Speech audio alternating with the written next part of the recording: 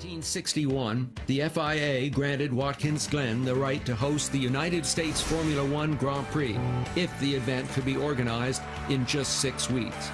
And on October 8th, the Glen was ready. Jack Brabham and Sterling Moss put on a show, swapping the lead throughout the early laps. Both men would retire with mechanical problems, and the winner was Innes Ireland, who charged through the field and gave Team Lotus its first ever Grand Prix victory.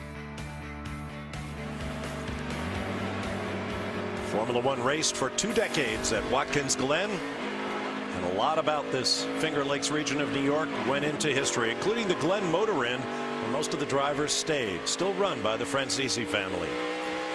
The seat swap has begun. You're on board with Lewis Hamilton in Tony Stewart's NASCAR Sprint Cup car. While he makes his way around, we want to remind you, June 24th, Orange County, California becomes home to the greatest collector car event of the world, Barrett-Jackson. The coolest cars on the planet will all be in one place and all up for grabs. Check out Barrett-Jackson beginning June 24th, 5 p.m. Eastern, live on Speed. You know, Steve, I found it interesting, the conversation between Tony Stewart and Lewis Hamilton about the brakes a while ago. You know, these Sprint Cup Series cars, it's cast iron rotors with 4-piston calipers, pretty much all the brake that the 4.5-inch offset inside that wheel will take. Yeah, absolutely, and very, very different in the Formula One car, where it is fundamentally sintered carbon. And it takes about 6 months to produce a carbon brake disc. They start off with a cobweb of rayon and then fire carbon atoms at it in a furnace. Get the thing unbelievably hot, but you do end up with incredibly efficient brakes. But you're right, Larry, when we were listening to the two guys talking there, they're A, having tremendous fun. They've obviously got great respect for each other. And when they're just trying to feed that little bit of information off each other about the brakes, they are very, very different. Lewis will find it extremely different in this car here, because just lifting off the throttle in a Formula One car with the aero drag across the wings, you get massive retardation even before you touch the brake pedal. Looks like it's drying out a bit out there. What's the over-under on one of these guys coming in and asking for slicks? Well, the good thing about Lewis Hamilton right now, he won't know the difference in feel between our dry tires or our wet tires on a stock car. The thing that strikes me, Larry, straight off is how very different the driving position is between the Formula One car and the Impala, where Lewis is now having to sit very upright with the steering wheel very close to him. Lewis and Tony are talking it over. Steve, I got to believe the other difference is Lewis Hamilton, I think, sits right in the middle of that Formula One car. Now Absolutely. He's all the way over to the left side. You're absolutely right. Here's a part of the track Tony was warning him about, the bus stop chicane. Watch the brakes. Yeah, just heard Lewis Hamilton on the radio there saying this is absolutely wicked. I mean, he is having a lot of fun. Saw him hit a little bit of the curbing there in the second corner of the bus stop. That's something the stock cars fight there a lot when we race there.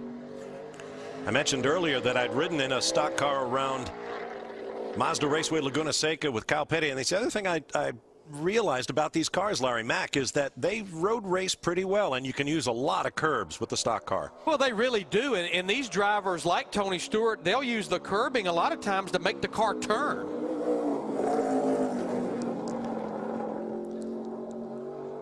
Everybody looking anxiously for Lewis Hamilton to come around from his first lap at Speed. It's very cool seeing these guys do this. I was impressed there with how Tony was helping Lewis get into the car. I heard Lewis say, you know, how do I start it up? I mean, something so fundamental, but when you're from a different series, wow, you're on a very, very steep learning curve. Yeah, someone cranks the Formula One car for you. That's right. Yes, sir. Yeah. For reasons of weight, weight is everything on a Formula One car. We want to try and keep the weight to an absolute minimum as much as the regulations will allow. So we have an off-board starter, a remote starter. Our engineers, the way our philosophy works is we're only going to use the starter once at the start of the Grand Prix. Then hopefully we're never going to need it again. So let's not have it on the car. Now, since a Formula One driver is in this car, I won't say the car is loose. It looks like it's a bit of oversteer. Absolutely. Yes, and, we're learning all the while off each other, Larry, because I'm now understanding what push is as well. It's a new terminology for me. This is cool stuff. And that lap was faster, 2:12. Let's get down to Ralph Shaheen, hear what Tony thinks about it all. Hey, your buddy here is starting to lap a little quicker than you. You're going to have to get back in that thing, prove your right to own it? Don't worry, I still pay the checks on it, so I'm pretty sure I'm all set there. But no, he's doing a really good job. It's fun. He's out there chatting on the radio and having a big time, so that's what it's all about today. What surprises you the most about how he's driving that car right now and how quick he's adapted to it? The hard part is I don't have a monitor to see his lap, which is it's killing me. I want to watch his laps running around there because you can tell it's drying out and it's getting some of the grip back. And I can promise you, he is hustling it as hard as he can. So it's fun watching him come off of here because he's giving it 100% on the exits for sure. Now, of course, he's also raising the bar of what you got to do when you get in the McLaren. Yeah, I'm not going to even try to beat him on this. The penalty if you miss here is huge, so I'm going to go have fun with it, though. All right, guys, back to you. All right. I'm impressed with the way Lewis is adapting to that stick shift. Formula One drivers aren't used to that. I recall the Australian Grand Prix last year. Robert Kubica went to a local racetrack to do a demo run in a stick shift equipped Renault. He wound up burning the clutch out of the thing. He wasn't used to heeling and towing and using the shift lever. Okay, pit forward. We're going to pit road this time then. We're going to pit road this time. Going to pit him this time. Sorry, I didn't hear that. Oh, he heard it. I didn't hear you. You want me to do what? Sorry, radio problem. No. He does not want to come in, guys. That is sure. Bring it to pit road next time. They may actually have to block the track to get him off. Let's get a state patrol car out there. He's definitely getting a little more and a little more aggressive with this stock car. Quicker still, 2:11 unofficially. No problem.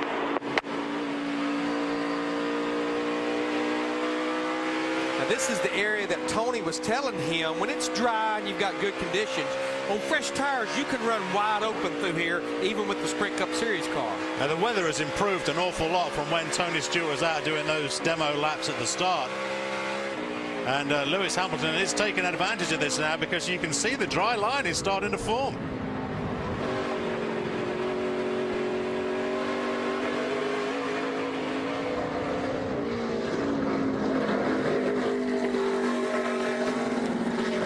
Down through the outer loop.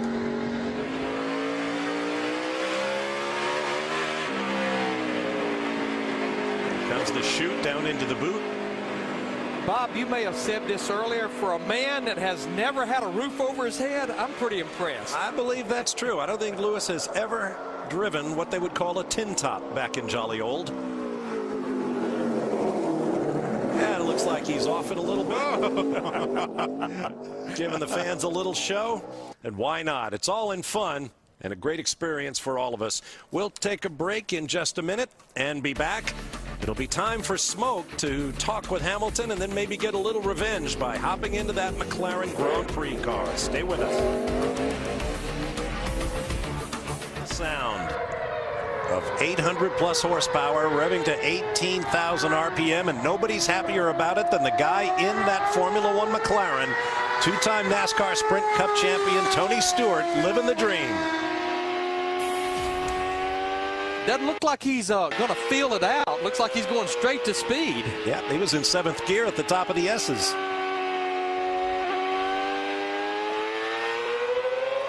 Here's the part of the track that he doesn't know well, the boot at Watkins Glen International.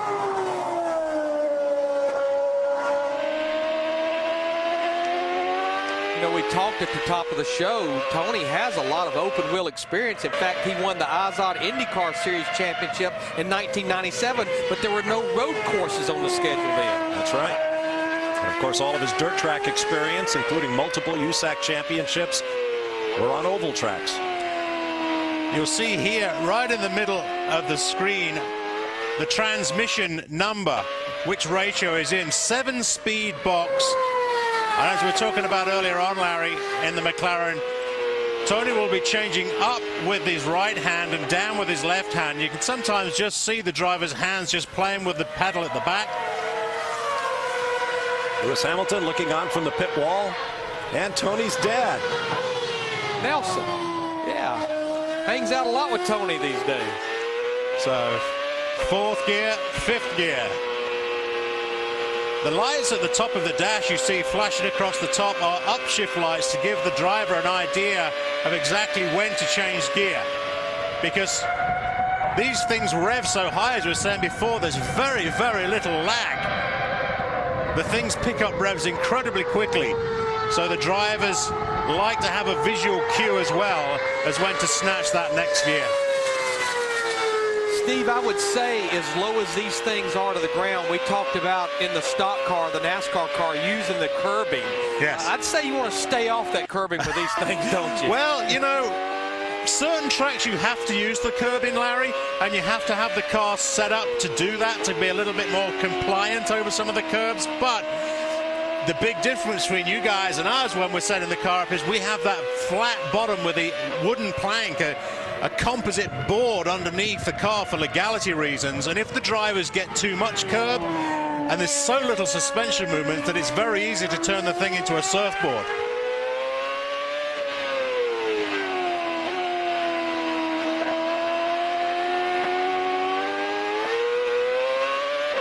just hearing the sound of these engines, this engine reverberating off the trees. I've always thought bringing Formula One back to Watkins Glen International would be a race that would need no promotion, because there are multiple generations of U.S. fans out there who would be here in a heartbeat with friends and family to see Formula One back at the Glen. I guarantee you the grin underneath that helmet right now is gleaming on Tony Stewart's face. And tit for tat, Tony gets in first hot lap 5 seconds quicker than the 150 that Lewis did in wet conditions. Now let's go to Ralph Shaheen. All right, we're down here with Lewis, who's listening in on the radio. He just cranked off a 1:45.08. What do you think of that? I don't know what that means, to be honest. A minute 45 around the track. No, but I don't know what times they do. You ran a 150 when you were in the Cup car. That's great. That's great. It's a good start. He looks like he's enjoying himself out there. I just asked him how he's doing. He's not come back to me yet, so I don't know if he knows where the radio button is, but I think it's cool. I think he feels like it sounds like he's getting into it straight away. So. All right, Lewis, monitoring everything down here on the radio. Tony having some fun out in the car. No question about that. I'll be interested to hear if Tony complains about the strain on his neck. That's usually what we hear from first-time drivers in Formula One cars. Yeah, it'll be the strain on Tony's neck, and also, as we heard the guys chatting about earlier on, it's this massive difference in braking. Every new driver, back in when I was racing, any new driver we had in the car, the first thing they said, Larry, it's all about the braking. They get out and say, well, the acceleration is impressive. 2.5 G under acceleration, but it is 5 G loading under braking when those carbon brakes kick in. The loading under braking is absolutely phenomenal. You know, almost everywhere we go with the Sprint Cup Series cars, where you beat people is from the middle off under acceleration. But quite honestly, at our 2 road courses, which would include Watkins Glen, where you really beat people is under braking. You outbrake them and take the position away, getting in the corner. It's the difference between an oval and a road course is that a lot of drivers, when you make the overtaking move, you have to get on the gearbox of the car ahead of you and then heavy on the brakes, outbrake the opposition into the corner, and then hope you get good traction and power away. But it's the brakes that really can win you the race. 1 minute 42 last time around, an improvement for Smoke as he comes to grips with this strange technology, averaging about 120 miles an hour. And Bob, if I'm looking at my numbers right, the fastest time ever set by a Formula One car at Watkins Glen back in 1980, a minute 33.29. So considering the damp racetrack, Tony's doing just fine. Never run the boot before, and on wet tires, wet weather tires. Yeah.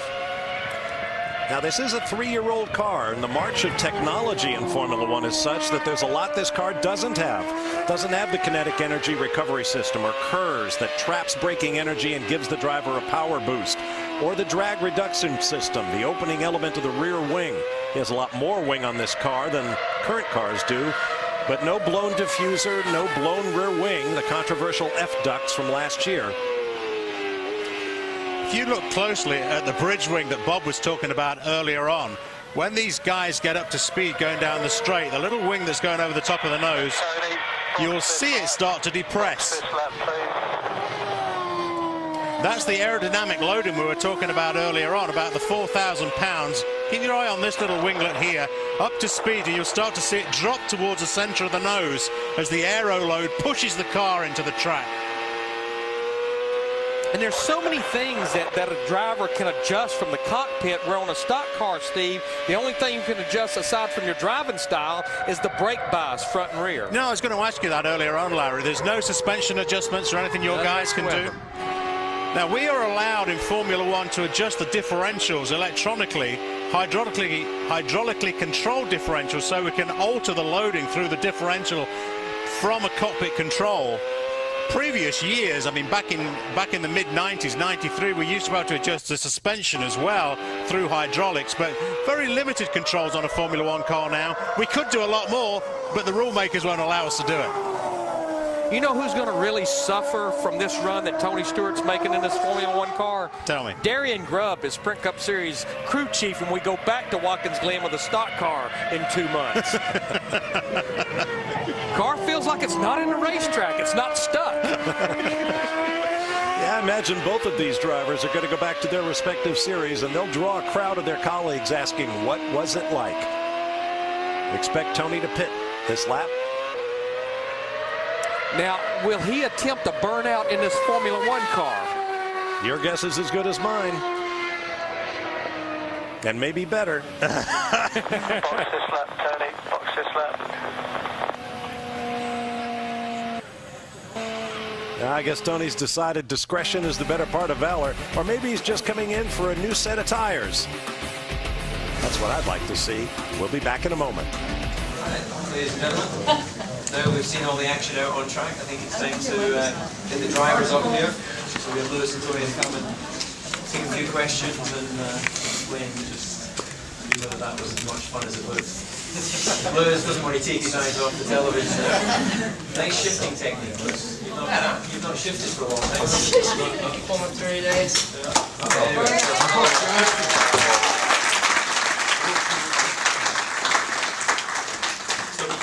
Throw it open to the floor and just get a few questions going here, and then you'll all get your opportunity. So maybe we'll start with Lewis, as you were first man out. Yeah. Give us your experience for first time in a stock car. Well, it was definitely good that I got to go out in the F1 car. I think just to kind of get an idea of where the track went, and the track is absolutely fantastic. It feels like a real classic. You know, it just feels historic when you're driving around. It's one of the, they don't make tracks like that nowadays. When they build them for one set, they don't build them like this anymore, I don't think. But and then when I went in stock car, yeah, I mean, I was a little bit nervous as I was pulling away. I was thinking, I thought I was in the wrong gear or something, because it sounded like the RPM was dropping quite a bit. And then I just gave it some power. And I don't know if I did a burnout or not. You did good. And I was really, really surprised, I think. Not really knowing, I was thinking it was going to be rolling quite a lot, and I didn't know how stiff it's going to be. But I tell you what, it handles really well. You really love driving it. Absolutely fantastic. And the shifting and the engine and the way it's pulling through the RPM was fantastic. Well, it's certainly not ideal conditions out there for you, having changeable weather. But it looked like you got to grips with things pretty quickly. So, what was the? Can you make any form of comparison? We're just watching you drifting the car off the turn there. Is there any form of comparison you can make to your regular ride? What would you think? It's not the same. They're good. They're completely different. But the driving skills that you learn, the braking, the trail braking into corners, the park throttle, off throttle shifting, and that's all very, very similar. So that's why I think it was easier to pick it up quicker than perhaps others will. And it's the same for Tony. I think he went out there and straight away picked it up with no problem for him. So, but yeah, I mean, I definitely could see myself having some fun with that a little bit more. Well, an obvious question. I was in the middle of your Formula 1 career, but is this ever anything you can imagine racing in the future? Well, I'll tell you, with the problems I've been having recently, I think changes might not be a bad thing. I just want first dibs on trying to hire him. Well, you heard it here first then when the contract negotiation takes place. He's not cheap, but then I guess you're not cheap either, so you're both winners. Yeah, I just look cheap. Well, moving on from that, Tony, maybe if you can share with everyone your experience of, it looked like when you pulled away out of the pits as if you were being really, really cautious. You lulled us into a false sense of security, and then first time passed, you were flat out. Yeah, the funny part is I couldn't even get it up high enough in the revs to get it to actually pull away in first gear. It goes into the default stall mode, and so I kept having to reset it because I'm trying to tell myself, just get in the gas a little bit. So once we got rolling, though, it was unbelievable. It was, the good thing is you have somebody like Lewis that can sit there and guide you through it. And, it's as silly as it's going to sound. I ran a couple hours yesterday on an iRacing simulator, and I told Lewis, I said, it gave me such a good base to come with and have an idea where shift points we're going to be in, and 7-speed transmission versus where shift points we're going to be in, and 7-speed transmission versus a 4-speed that we have in the Cup car. That it was a huge help in having what we learned on the simulator yesterday and Lewis's input. It really you made it easy to go out and feel like you could relatively get up to speed quick. So to do it in a short amount of time, it's just amazing what the capabilities of the car are. It's I told the guys on pit road out there that it's probably going to make my crew chief a little more stressed during the weekends now, because I'm going to want it to handle like that all the time. I don't think we're going to ever get it there. So, but it was fun. That is truly an experience of a lifetime, and I just can't thank the people at Mobil1 enough for helping facilitate this, and everybody at Watkins Glen. It's I'm glad I didn't know what these cars were like 20 years ago, because I may not have put a fender on a race car after that, but I'm glad I had the experience, and really thankful to Lewis and his entire team for letting us do it. Well, indeed, we have to obviously thank Mobil for making this possible.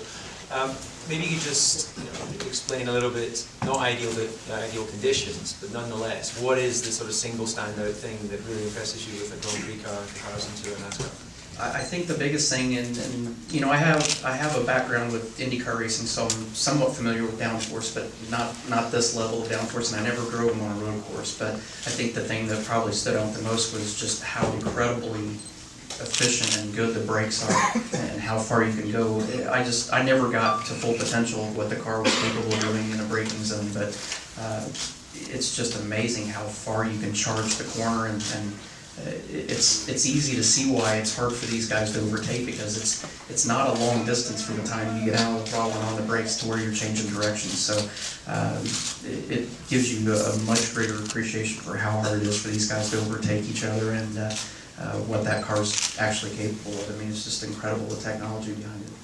Oh, good stuff. Well, maybe at this point we'll throw it open to the floor, and if I can ask that the members of the international media get their questions in first, because I think they're under pressure with deadlines. And also, we have some microphones at the back of the room as well, for the benefit of everyone being able to deal with the questioners. So, who is first up? You get your hand up, and then maybe we can get a mic to you. These gentlemen here on the right-hand side. There's someone coming here with a mic, so if you can just... Joe Menzer, NASCAR.com. I'm just wondering if you could both, was there any pressure not to wreck the car? I mean, and Tony, did you in particular feel any after he went out and made clean laps? I don't want to wreck any race car, let alone somebody else's car.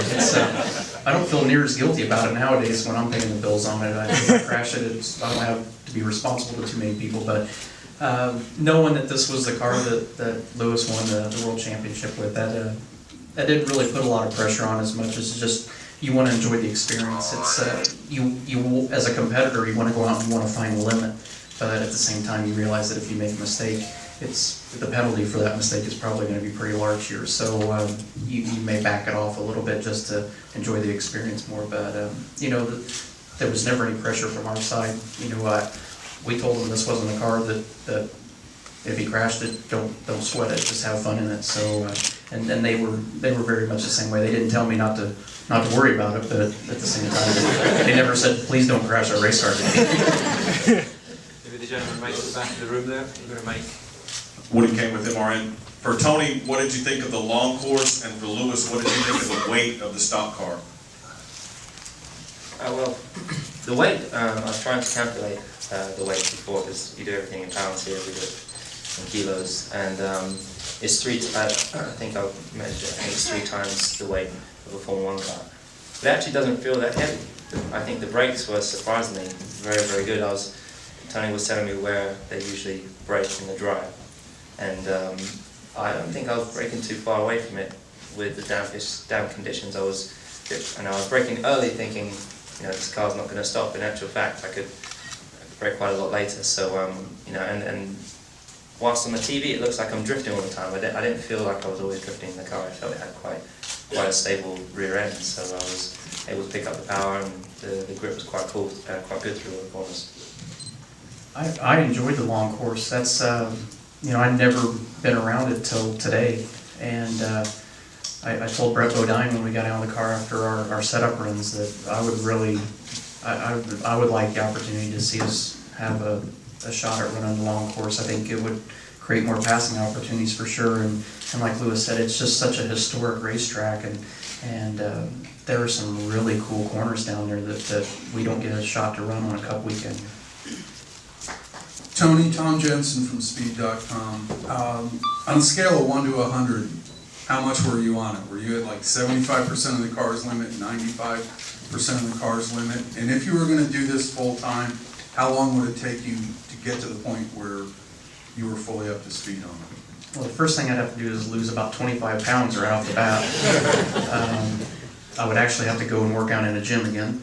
But what I think the limit is probably, the reality of it's probably further than what I still imagine it is. Like I said, I know I did not reach the potential of what that car is capable of doing, but you know, like I said, you don't want to make a mistake. You don't want to find out that you're 5% over the limit and put yourself in a bad spot. But it is incredible how well these cars handle, and you know, obviously being out on rain tires, they're a real grippy tire, and if you had to run them more than 3 or 4 laps, you probably would have a handful, but just had a ton of grip, and I don't know, I would say I was running probably 80 to 85% of what my potential, or what I think my potential would have been. Now the car was probably 20% more than that on top of it, so you definitely would have to learn. I mean, there's no way that you're just going to jump in one of these cars and get to the caliber of what Lewis can do.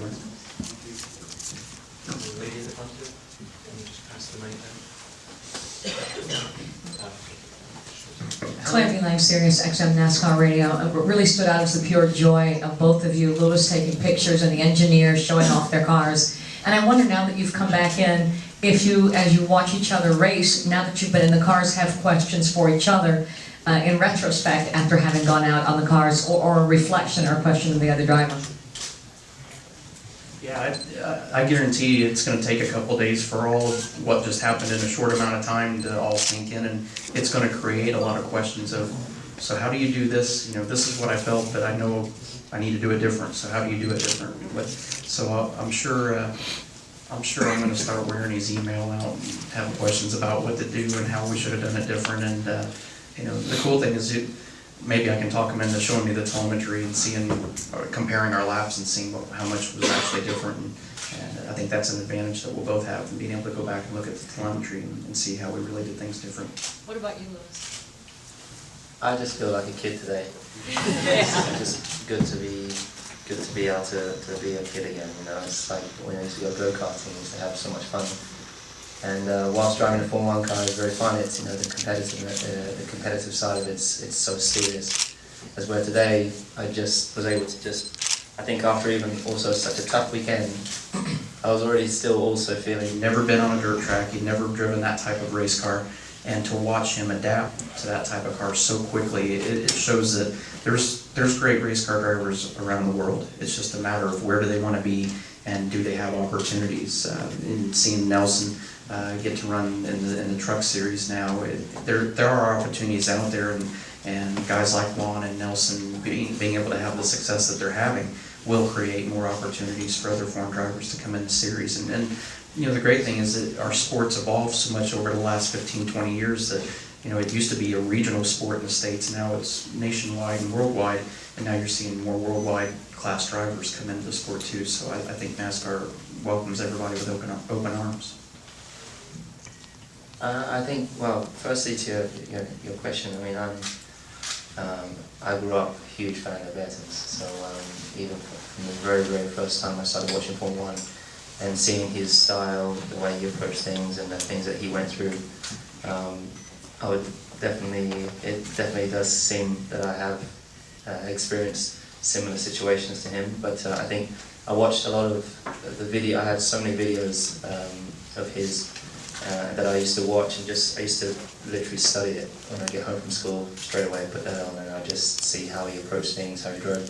So maybe just subconsciously by watching him, I naturally have progressed to be an aggressive driver as he was, and I feel very privileged when people put my name in the same sentence as his. I feel very honoured actually, and I'll never say that myself, but he was the best driver of all time, I think, and I always aspire to be like him and emulate, do something similar to what he had done in the sport. So I'll try to continue doing that.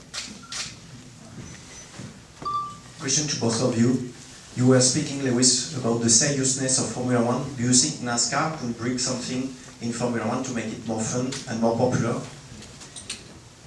Well, I wanted to ask Tony how serious it is in your business, and how these are questions that I'm going to be asking. I mean, for us, there's a certain format of Grand Prix weekends, as you know, and I've not been to a NASCAR race, but I would love to go and have a look and just get a feel and sense of.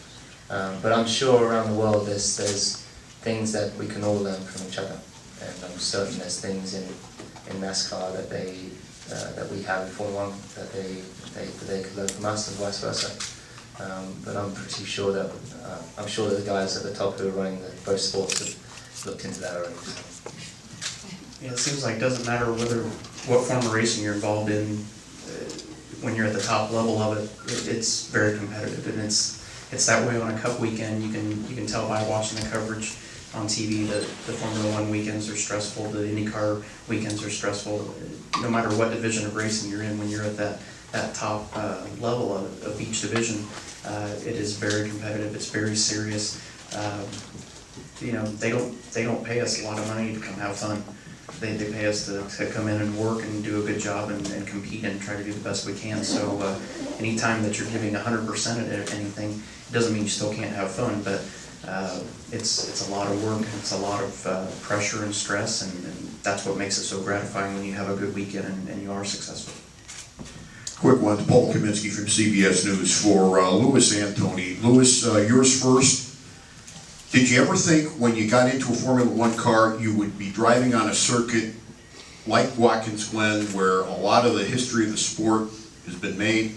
And Tony, if he can arrange it during GP time next year, would you put him in a Prelude? Could you get him a late model car for that? Go first.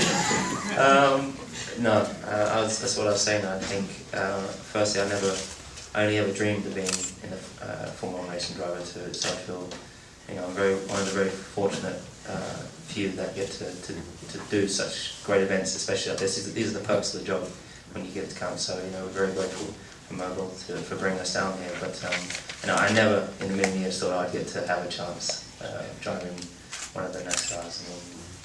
And it's pretty cool. It's definitely one of the coolest things, probably the coolest thing I've done outside of racing Formula 1. And F1 cars on a track that made so much history in this sport. Absolutely, absolutely. I mean, what was it? Last time was it 80 and Alan Jones. Yeah. I'd love to see it. I mean, you got Fittipaldi, I think, won it for our team, and I think James Hunt also. 70 did. Yeah. Smoke? Yeah, if he wants to come run the Prelude next year, I will personally pay to build him a brand new car to get him there. So if he wants to, he's got it. Yeah. having a brand new one instead of ready to go. Any further questions? Lewis, I know your contract comes up sometime shortly, and you obviously got a taste of something that you could do. And you also spoke earlier about how you admire Ayrton Senna, who built his reputation at McLaren, but eventually left to go to Williams. Could we see you look to either going to a Red Bull or coming to drive for Stewart Haas, when your contract's up at the end of next year? Well, I think for NASCAR, I think that's, I've grown up wanting to be Formula 1 world champion, and I've definitely not achieved all that I want to there, so I'll definitely be spending as much time there as I can until I do achieve what I've always wanted to do. And in terms of where I am, I'm again just very fortunate to be a part of McLaren. It's one of the best teams there, again with great history, and we've got now a car which is capable of winning, as my teammate showed at the weekend, and we are the only other team that has won Grand Prix this year. And so I don't see why you would particularly want to move when you have the most competitive car. So as long as we have the car that can do the job, then there will be no reason to leave. Did you meet with Christian Horner this weekend? Well, I know all the managers, or the bosses. I know lots of people in all the teams. So I know Stefano Domenicali, and we chat all the time. I know Norman Howe, we chat all the time. I know Christian. When I was going from Formula 3 to GP2, I went and had a meeting with Christian when he was running Red Bull team back in 2000, I think it was. So, but I know everyone, so I've spoken to a lot of people during the weekend. Any more? Any more? Gentleman there with the rather optimistic Hawaiian shirt. I wish I were there right now. Now you know what we have to go through on the weekends. What kind of nice jacket you guys are wearing. Tony, early on the track was wet. Did it ever get raceable? And for Lewis, Tony said he was about 80% maybe. What were you percentage-wise on his car when you were in it? I'll be honest, I was glad to see it drying off. It was a little sketchy, I thought, in the Cup car in the rain there. But it's the first time we've ever done it, and obviously if we had a chance to go back and work on the car more, we would make it better. But definitely was glad to see that it dried off for Lewis, so he got a better idea of what the car was really like. You on rain tires? Yes. Yeah, I think as Tony was saying before, that when you have opportunities like this, the last thing you want to do is put the car in a wall, or you should never take things for granted. So it was just about enjoying yourself out there. So I was I'm sure there's a lot for me to learn in the car, but whenever I get in the car, whether it's a road car, whether it's a rally car, whatever, I always, as racing drivers, we tear it up. We do what we love, trying to push it a little bit more each time you approach the corner. So bit by bit, more and more laps, I'm sure we could go a bit faster, but I think for both of us, it was drying up quite a lot, and we're just saying we should get back on the slicks. Excellent. Well, we want to thank you all thank you both, I should say, for giving us that demonstration. I would like to thank all members of the media for turning out, of course to Mobil1 for making this possible, to Watkins Glen for opening up the racetrack. I think all we should do is show our appreciation to these two great champions of motorsport.